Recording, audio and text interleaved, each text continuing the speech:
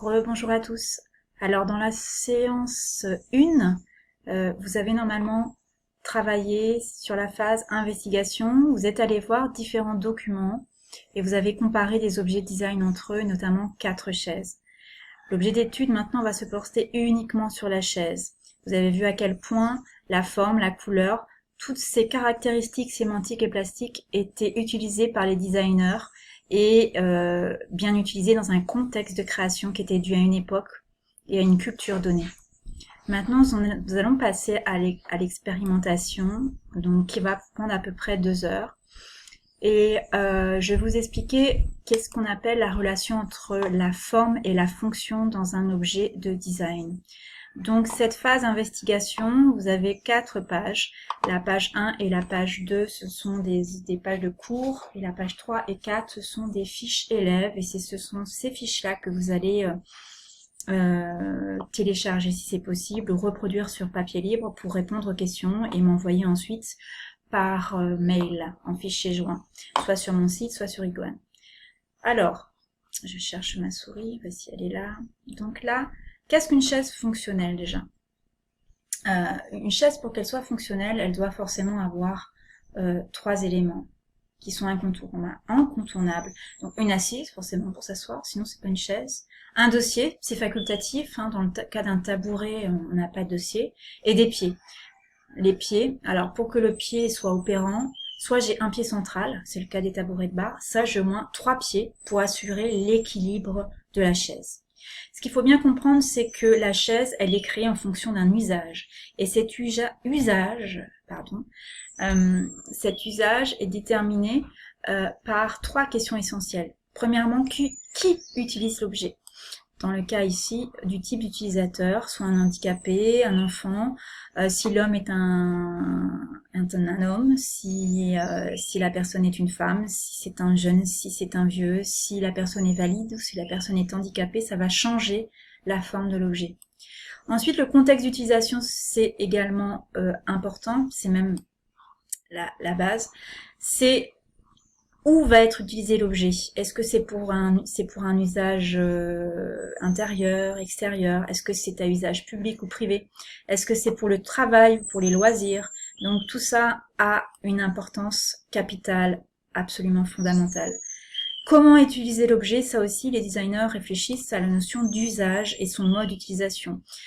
Effectivement, si je prends ce fauteuil en carton, il va avoir une durée de vie plus limitée dans le temps que ce banc public créé en métal qui est fait pour durer, parce qu'il va recevoir un maximum de personnes qui vont s'asseoir ici dans un banc public, donc pour l'extérieur, pour le collectif.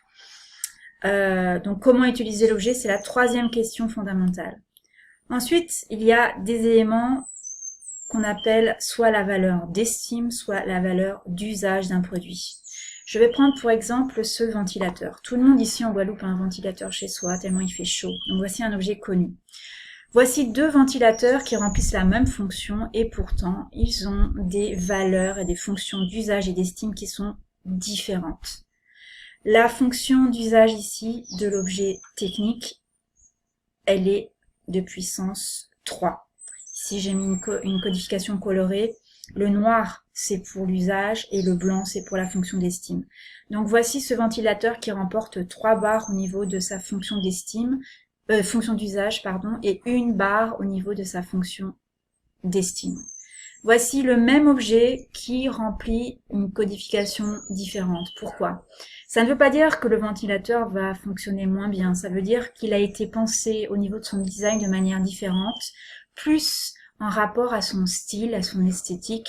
On a utilisé 2 colorifères ici, le vert Annie et le rose fuchsia, ce qui fait que cet objet va avoir une dimension symbolique, peut-être affective, peut-être sentimentale différente, et on va acheter cet objet parce qu'il est vert, et parce qu'il est rose, et parce qu'il est en caoutchouc, et parce ceci, et parce cela.